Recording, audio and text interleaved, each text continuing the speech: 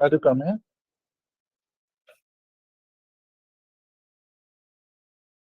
Just requesting. Hi. Hi. You must receive. Hmm?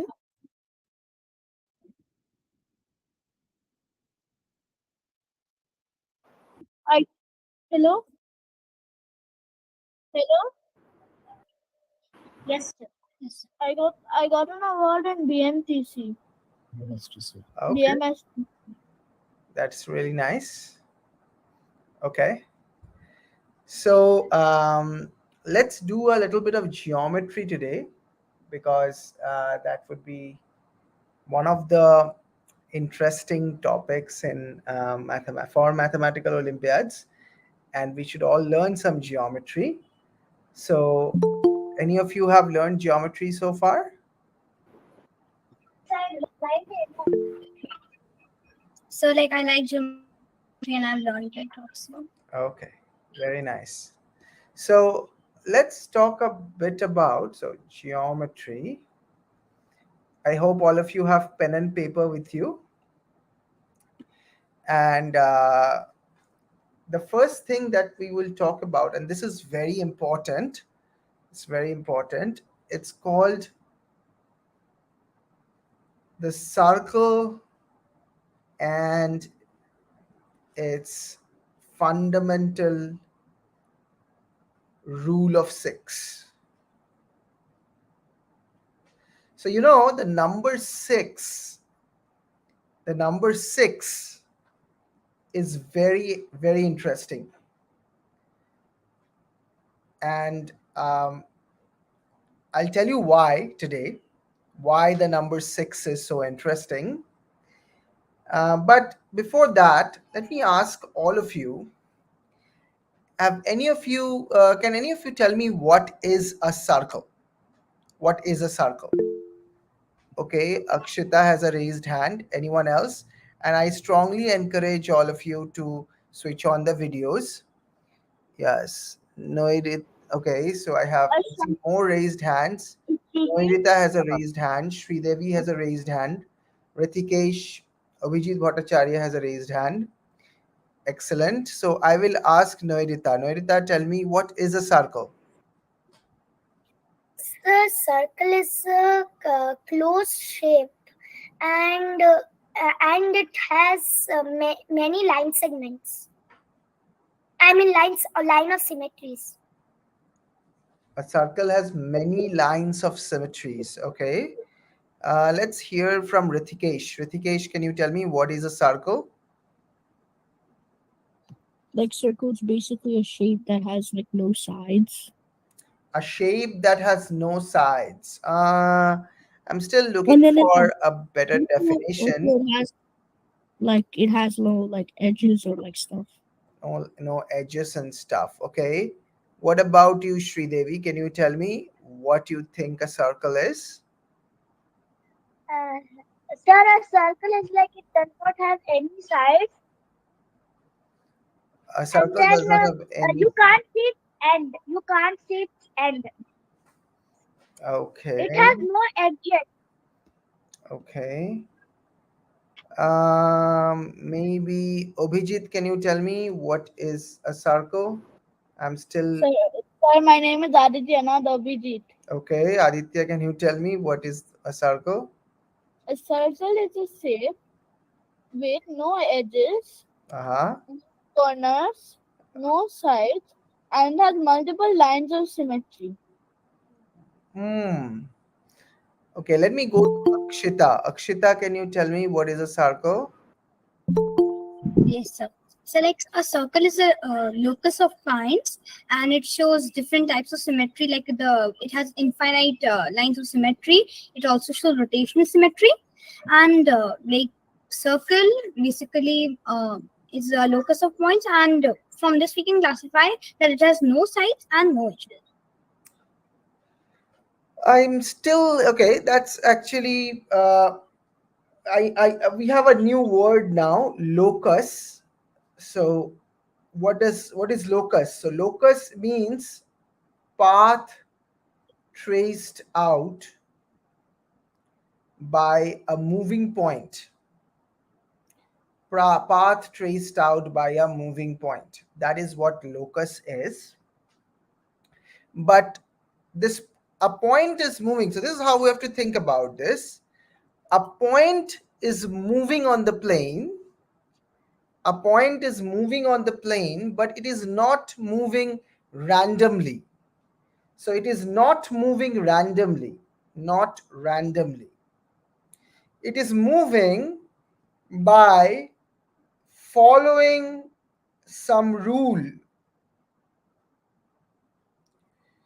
So there is a point on the plane which is moving, but it is moving following some rule. And it traces out a path which looks like a circle, but we have to tell what rule. So If like we change the rule, think about it. If we change the rule that the moving point follows, the path will look different. It can change its shape. So, what we really have to know is what rule this moving point follows so that the shape that it creates is circular in nature. So, can anyone tell me what rule? So, Akshita has a raised hand. Go ahead, Akshita. so the rule is that the distance between the fixed point and the moving point is always equivalent. Okay, now I have the right definition at last.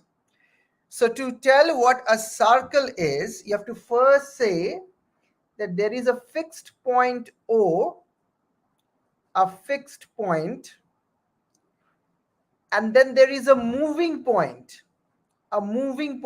let's call it P. Now, the point P is not moving randomly. The point P is not moving randomly. It is tracing out a path such that its distance from O is always constant. The distance of OP, the length OP is always constant. So if it's 5 centimeters at one instant of time, if it is 5 centimeters at one instant of time, after some time, if P moves here, then OP is also 5 centimeters. Sir, Yes. sir, technically the OP is called as radius. Okay. The length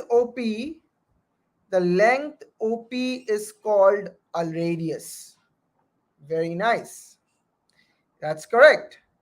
So it's very important, kids, and I want you to remember this word. This is the magical word. It's called locus. Locus means it's a path traced out by a moving point. Path traced out by a moving point.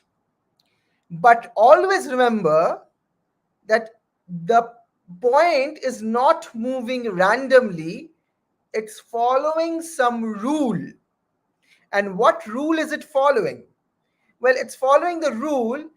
In the case of the circle, it's following the rule that its distance from the fixed point O is always constant. It doesn't change.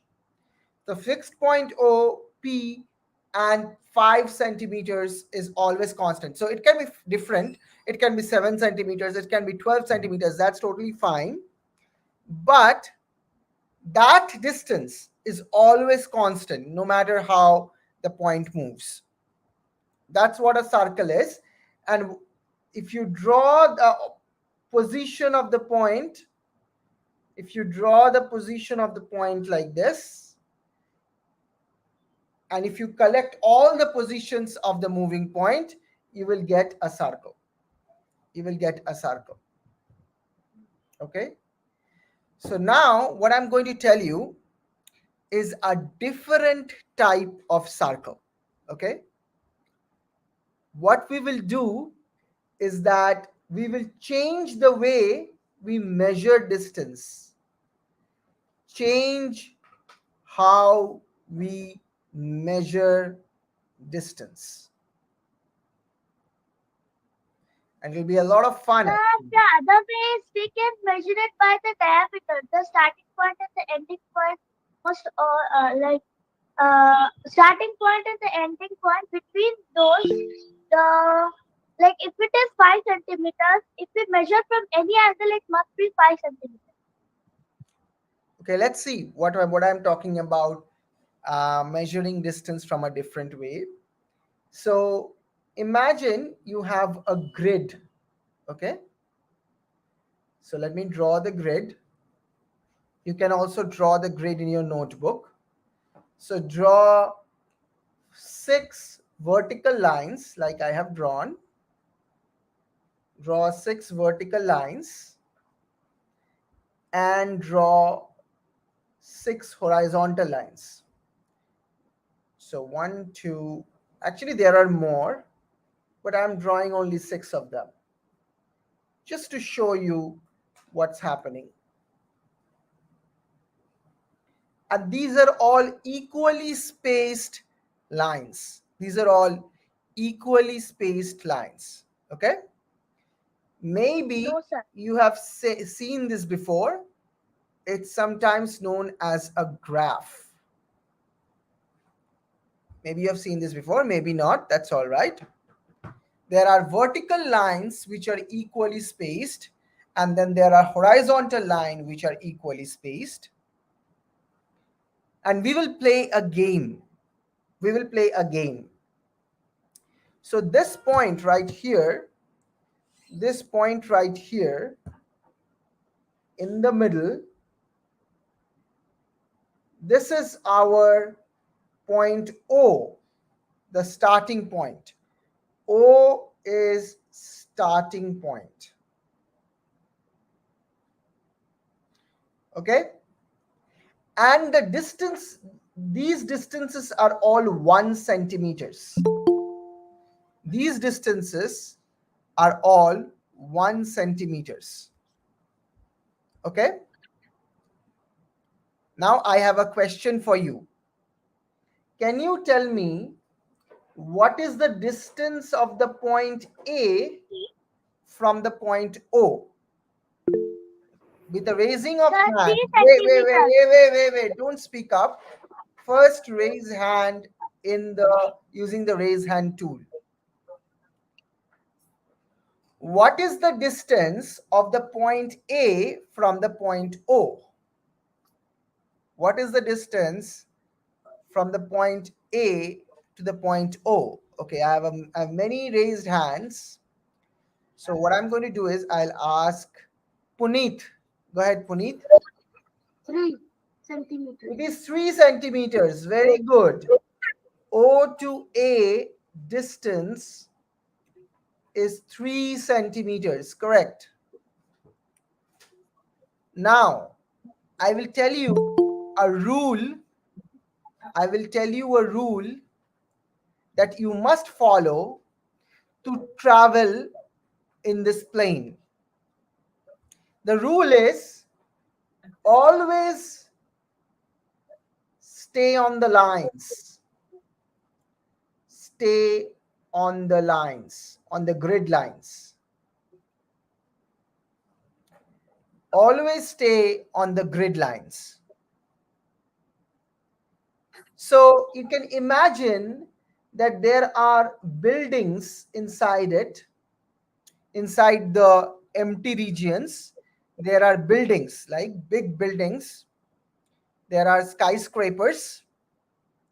And you cannot, so if you have to go from this point to this point, you cannot go straight. It's not allowed to go straight. Okay? You are only allowed to travel along the grid lines. Do all of you understand what I'm saying? That you are only allowed to travel on the grid lines? Of course, if Yes. you are in a city, how many of you live in a big city? Can you raise your hand? Okay. Sir, I live in Bombay. So if you live in a big city, you know that the roads crisscross like this, right? And you cannot sir. just go through the buildings. You cannot just Yes. go through the buildings, right? It's not possible. So we are only allowed to walk in the grid lines. Now I will ask you a question. Let me see who can answer this. How many centimeters do I have to travel to go from O to B? Can you raise your hand and tell me how many centimeters? Remember, we are only allowed to walk on the grid lines. We are only allowed to walk on the grid lines. Sir, Okay, please raise your hand and let me ask this to Vijay Bedre. sir, I have a doubt. Okay, Aitreya, okay, let me first ask the doubt. Okay, Aitreya, what's your doubt? Sir, should we tell the answer as displacement or distance? Again, you don't have to use complicated words. Listen to what I'm saying. You are only allowed to travel on the grid lines. How many centimeters should you travel to go from O to B? Let me go to Shumanta Bhumik and ask the answer. Sir, actually, this is my father's laptop. My name is Turiya. Okay, Turiya, what's the answer?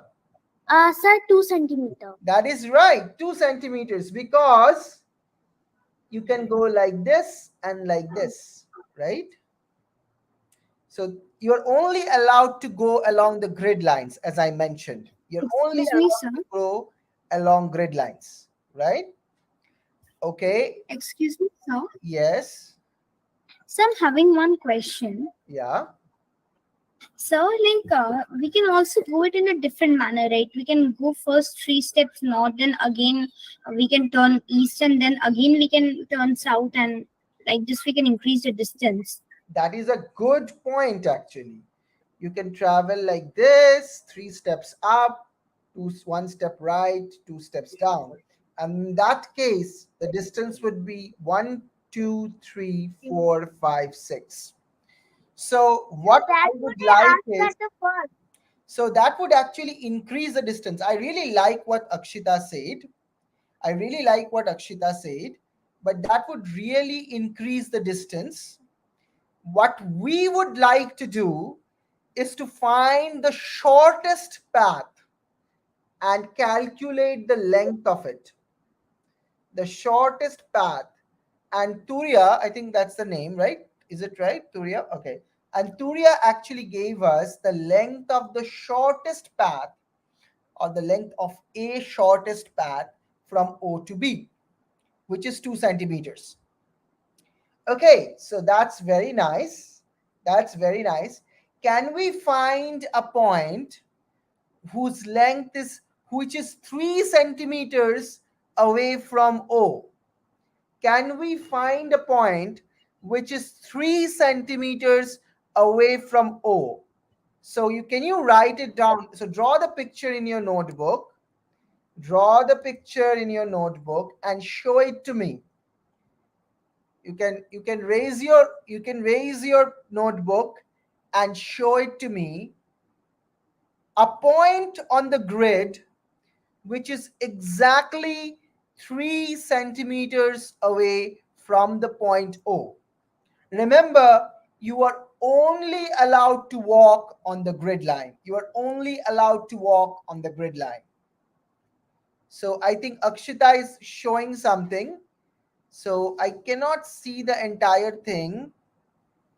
I see 3 centimeters, 1 point A, but the other one is not actually drawn. The other point. Have you named the other point, Akshita? So the other point B. That which is 3 centimeters away. Okay, I see Ritikesh is showing something. There is a point B. Can you darken the point B, Ritikesh? I cannot see and understand what you have done. Okay, I see Akshita. My name is not Rishikesh. Okay, Akshita is showing another point which is C, which is exactly 3 centimeters away from the point O. Excellent. So that is definitely 1 point. Anyone else has any other point? This one is C. Now let me just delete this point B actually. Sir, Yeah. sir, A. Sir, A. A is the point Hold which is on. Let 3 me just go centimeters to away from. Ritikesh. Okay, Ritikesh is showing the point B. Ritikesh, just like the point A is marked darkened, you have to darken the point B. Can you darken the point B? Okay, let me see. Tathagato is showing something. Right. I see that he has marked the point C. Okay, the point. Sir, 1 point above B. Okay, so you have marked this point. Let's call it D. Okay, that's actually a very good point. You go 2 steps up and 1 steps right. You go 2 steps up and 1 step right. Very nice. Very nice. That's definitely another point. Anyone else has a point? Okay, Ritikesh, you have marked a complete box, but you have to mark a point, not a box. So think a bit more. I see the point C, Nerita. I see A. So you can switch off B actually, or rather erase B, because B is not 3 centimeters away from O. So, Excuse me, sir. yes. Sir, I did the B first, means not for this question. Okay, okay, that's fine actually then. So we have 3 points so far. A, Sir, B. A, Sir, that's what I was going to say. A, Sir, A. A which is Sir, 1 A. centimeters away, 3 centimeters away, C which is 3 centimeters away, and D which is 3 centimeters away. So like there can be one more point. Okay, which point? Which other point could work? Which? Sir, so like from O we go one step west, then one step north, and again one step west. Okay, 1 step west, 1 step north, and 1 step west, like this. Yes, sir. Okay, yeah, that would work. So, So we can also so do let's like let's make a code like Akshita did. Akshita actually described the path. So let's call this point E. What he did is what she did is she went west, then north, then west. Right? That's what she did. She went west, north, and she went west. So that's the point E. Can any of you tell me such a code? This is a code that gives you the description of the path. Okay, Nairita, go ahead. Sir, 1 step west, 1 step north, and 1 step north, and 1 step east. But that won't be a shortest path, right? Because 1 step west, 1 step north, 1 step east will bring you to this particular point, which is just 1 centimeter away. So that's like a longer path to cover a smaller distance. I see Abhijit has done many points. Very nice. Excellent work, Abhijit. See the picture that Abhijit is showing. Or maybe he is not Abhijit. I don't know. Maybe Abhijit is the father's name. But anyway, the point is this. The picture that Abhijit is showing is absolutely nice. It's very nice. Can all of you see it? All of you should be able to see this now. The points that he has marked, let's mark it in red and circle each of the points. And circle excuse me, each of sir. the points. Yes. So one point can be one step south, one step east, and again one step south. Okay, let's see what he's saying. 1 step, sorry, can you say that one more time? So one step south, one step east, and one step south. One step south, one step east, one step south. Yes, that's definitely a point. That really. That's definitely a point. Yes. Sir, may I say something? Yes, go ahead. Where the dots are arranged, it's almost like a circle, right? Well, So it's like in a circle. well, it's actually, you are right. You are right. This is a different type of a circle. If it straightens out a bit more, you can call it a circle if you join all the points. You Sir, could I think it's more like a rhombus. it is like, actually you're right. So if you care to join these points, if you care to join these points using dotted line, like this, like the one that I have drawn, then what you have, So it's actually a square, but if you straighten it out, it could be a circle. it's It's a type actually, of circle. it is a circle. Now you can actually trick your friends like this.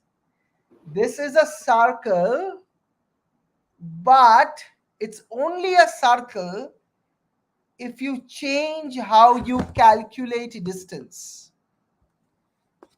It is a Sir, you said, yeah, the distance between the middle, the center point and the other point should be the same. correct, And and, it is same, sir. and it is the same, right? It is the same because the way we are calculating distance, in this particular case is completely different than the way we are actually habituated to calculate distance, right? Sir, We usually calculate distance straight between a point and another point, right? Yes, Ritikesh, go ahead. You have a question? Wait, sir, small question. Wait, sir, small question. If that shape has like angles and like a circle doesn't have an angle, so like how is it still a circle? Yeah, so the definition that you Do I have to were- calculate the Excuse me, definition sir. wait, let me answer Ritikesh, the question that Ritikesh asked. So if you say a circle doesn't have sides, a circle doesn't have angles, then your definition is actually not right. Your definition is not right. sir, The, circle has wait, sir, let me, circle has okay, an angle. okay, let me complete this statement. The actual definition of a circle is, it is the collection of all points which are equidistant from a given point, which are at an equal distance from a center point. Now, if you use that definition, then what you can do, and that's what we have done here, is we can change the way we calculate the distance. Now, if we change the way we calculate the distance, then the shape changes. Then it changes how it looks. So actually, this is a circle. Let me write this, and you can also write it down. This, Sir, then why is it called as a square or rhombus? it is not, I mean, it depends actually what kind of um, distance formula you are using, how you are calculating the distance. So this is a circle.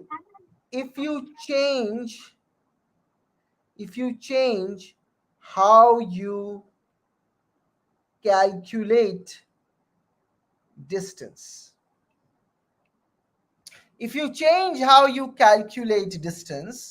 then this particular shape, which looks like a square, is actually a circle, provided you use the definition that Akshita told us. And what is the definition? The definition is this, that a circle is the locus, that is the path traced out by a point. It's a path traced out by a moving point such that its distance from a fixed point is fixed. That's the definition. Okay? Now, Sir, but you said it is not random. it's not random, and that is the rule that it's following. And what is the rule? The rule is that its distance from the fixed point is always constant. Its Wait, distance, sir. yes. Wait. So, like, if you change the shape, it brings a square. So you're saying that a square is a circle? A If square you is a cut. circle, yes. It looks like a square, but it is actually a circle. And you can Excuse me, actually sir. look this up. I mean, I'll give you more tools to study it. You can look this up in the internet if you want.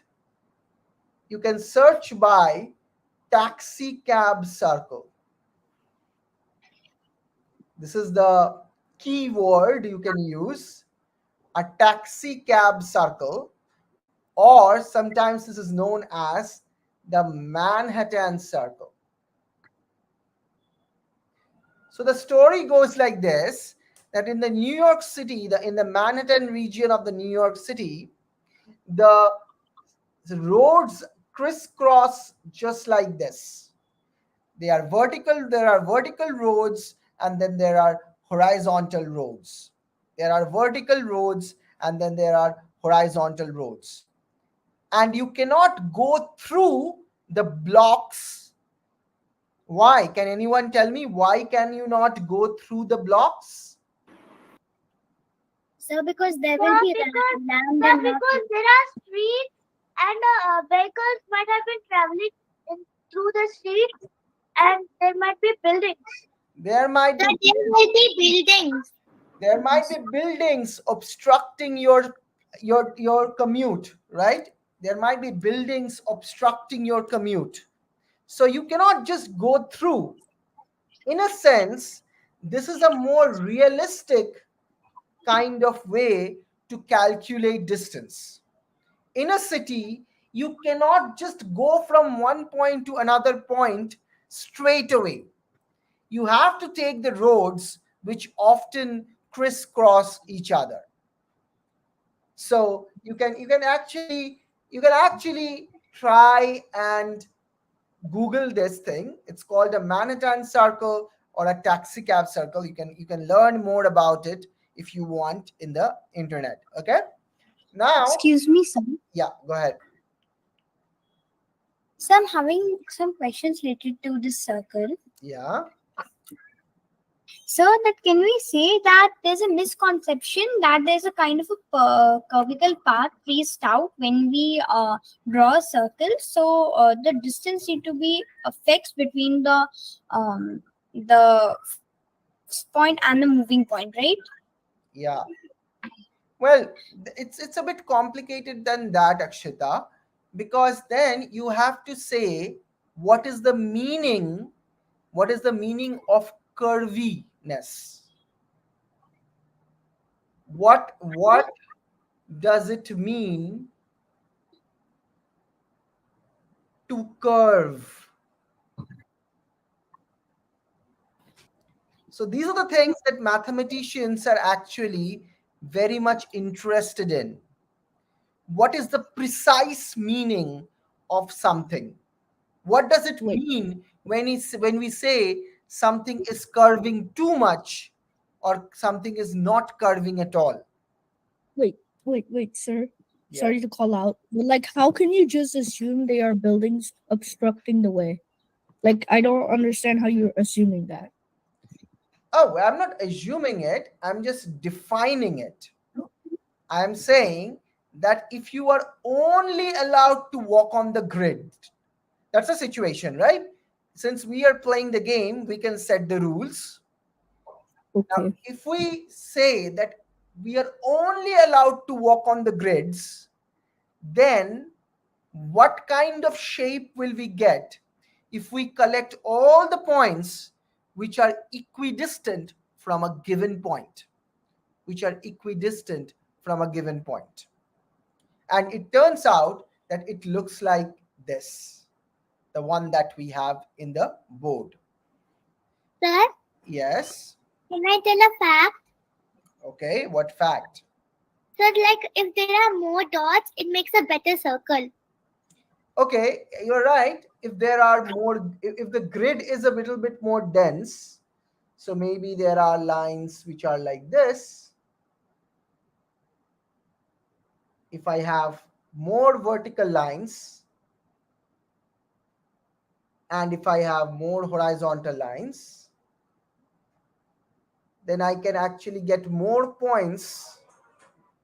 I can have more points which are at a distance of 3 from the point O.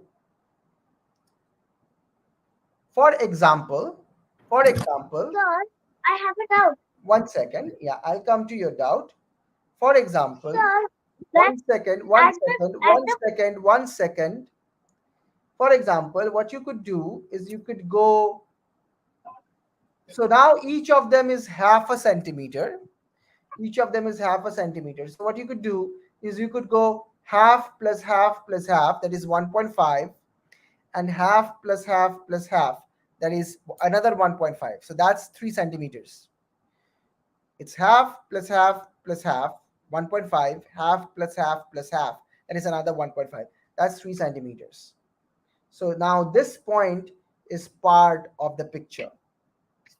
So similarly, this point will be part of the picture, this point will be part of the picture, and so on. I mean, all of these points, new points will be part of the picture. So more grid lines you draw, better you are off in getting the shape that you want. Okay? All right. So now, since we don't have much time today, I'm just going to tell you certain things about the mathematical Olympiads at the level of classes for grades 4 to 6. Okay. Uh, some of you are already working with mathematics Olympiad programs. Some of you are not. That's totally fine. Let me suggest a couple of books that you can follow. If you are not following these books already, you can actually get those books online from some bookstore. The first book that I really like is called Mathematics Can Be Fun. Mathematics Can Be Fun. This is by Perelman, Yakov Perelman. It's a very nice book. And then there is another book called Math Circles. And this is for math circles for elementary school students. Elementary school students. Math circles for elementary school students. So this is a very nice book, and this is written by, let me look that up. I forget the name of the author all the time. It's written by Rozhkovskaya. And then there is another book, the third one. I hope if parents are listening to this, they can also pick this up. It's called Math Circles from 3 to 7.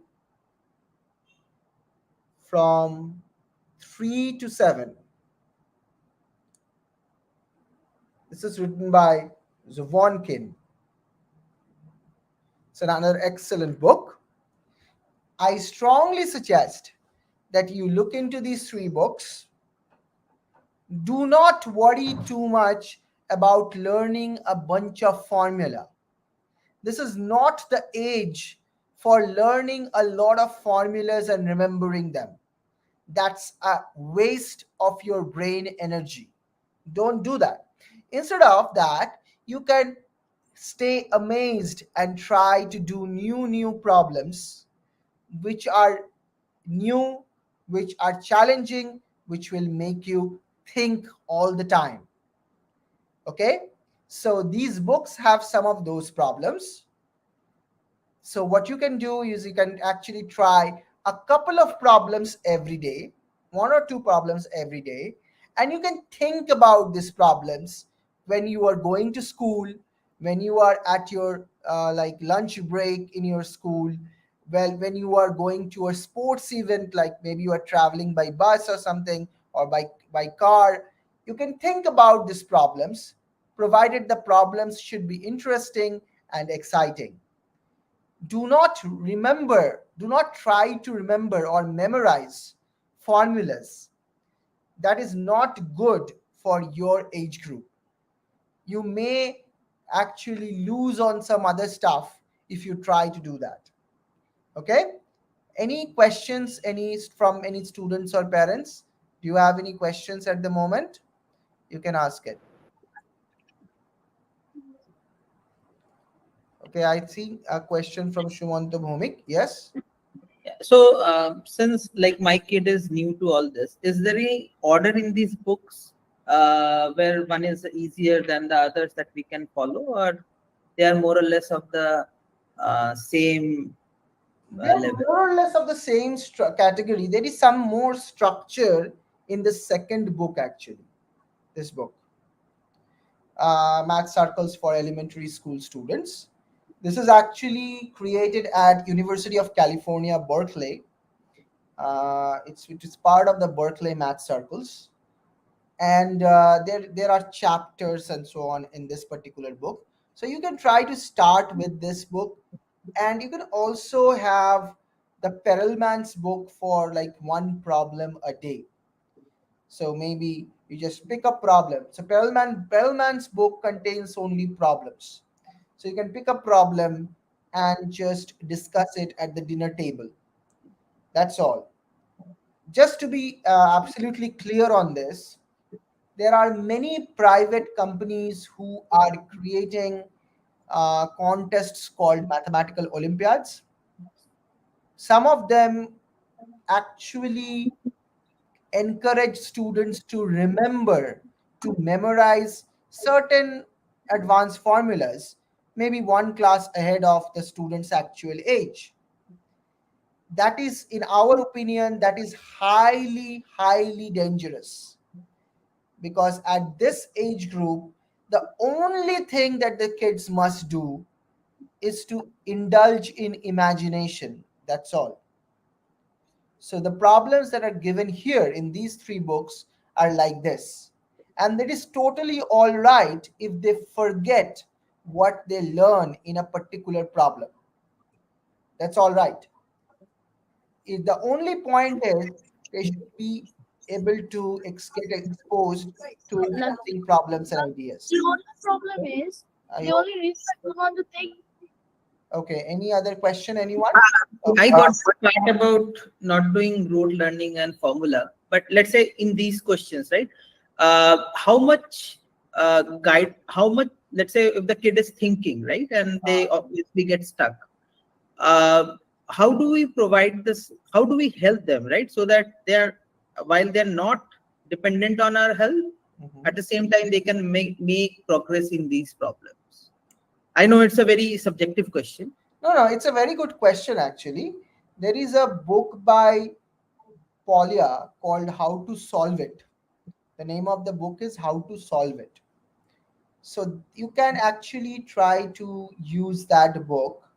It has some very nice advice about how to solve mathematical problems. Now, I understand what your question is, that how to help the kid to solve it. Turns out that the methods or the prescriptions given in Polya's book can be used. So I'll give you an example what you can do. And this came up the other day in our Math Olympiad program, one of the lesson plans, that one of the parents actually, uh, the, the problem was like this, that there is a circle and there are like 20 points on the circumference of the circle. Okay. The question was, how many line segments can you make by joining 2 points at a time in the circle using those 20 points? Now, if someone knows some mathematics, that person would know that this is a problem from combination, permutation, combination. But the point is not to learn the formula for combination. The point is the student can actually experiment with not 20 points, maybe 5 points first, then experiment with 6 points, then experiment with 8 points. So create models and get a pattern out of the model.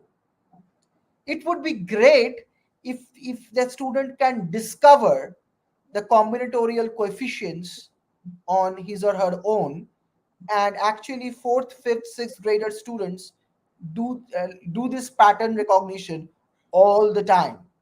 They do it, provided we do not give them the formula. So one of the key methods is to actually experiment with some casework. You can actually help the student to do that. So let's say just to extend the question. So let's say I get this problem and my kid is doing it. The way I would approach is, I will tell her that simplify the problem, right? Rather than think around 20 points, think of 2 points, then go for 3 points, right? Now, thing is that when I tell her this thing, I've actually solved half of the problem, because now she knows that one of the approach that would work here is basically simplify the problem, 2, 3, and then she would go and find a pattern. Yeah. So what you're saying is that in initial level, this kind of suggestion is fine. That is absolutely fine, actually. I mean, it would be great if she struggles with the problem for an extended amount of time. But since they're little kids, depending on the cultural background, she may or may not get the juice out of that intellectual exercise. She may get fatigued. She may get tired. So when that sort of thing starts happening, it's better to give them some tools to play with. But all the time, our aim should be to extend their appetite to struggle. That's all. If we can do that, then 80% of our job is done. Okay. Yeah. Any other question? I think there is. I have a quick question now. It will be a slightly bit elongated. So first thing first, this class, one thing I liked is that my son enjoyed it a lot. So that I want to start with. So here he is also part of couple of more other classes. One of them is the Bhaskaracharia, and recently started with the Math Circle from RRI. Now the problem with all those classes is that some of them goes beyond his level. Okay. Like the way they start with. Even yesterday I took him to the RRI for the session, and some of them he was able to engage, and some of them was totally out of bounds. Now I don't want to scare him out. Right. Then again, they are also saying that we are preparing for Olympiad.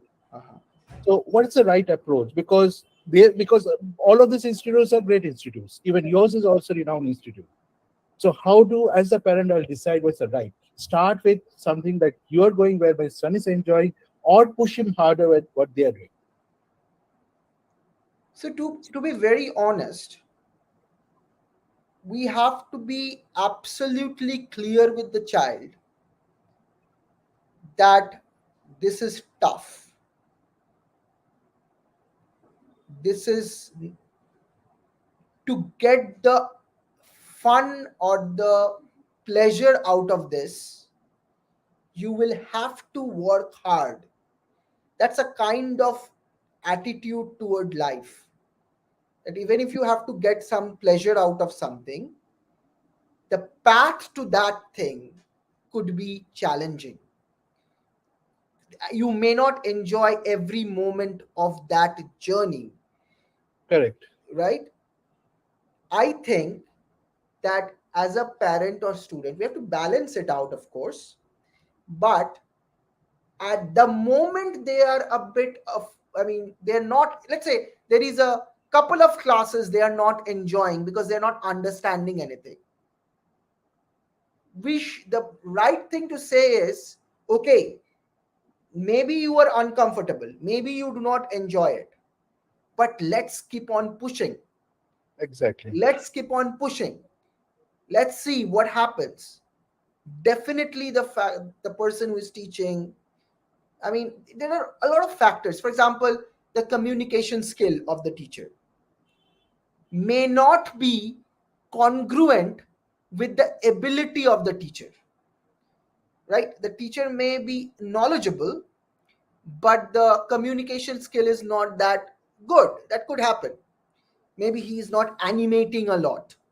Maybe the pitch of the voice is not very high. But as parents and teachers, we have to tell the student that you have to go beyond that apparent thing, that immediate thing. You have to take what is inside the teacher's mind. That's your job as well. You have to be professional about it. So yeah, I think that is the right approach to have. But all the time, we should also supplement it with some problems which are doable in nature. Otherwise, they may feel a bit demotivated. And as you mentioned the word scare away, that might happen. So we say this over and over again, that okay, you're afraid, keep on pushing.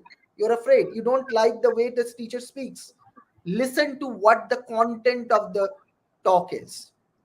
We say this all the time, but supplement it with some problems which are interesting, which are doable, which are fun. And in that way, I think he also develops the right attitude toward the subject, and he keeps on pushing. That's the point.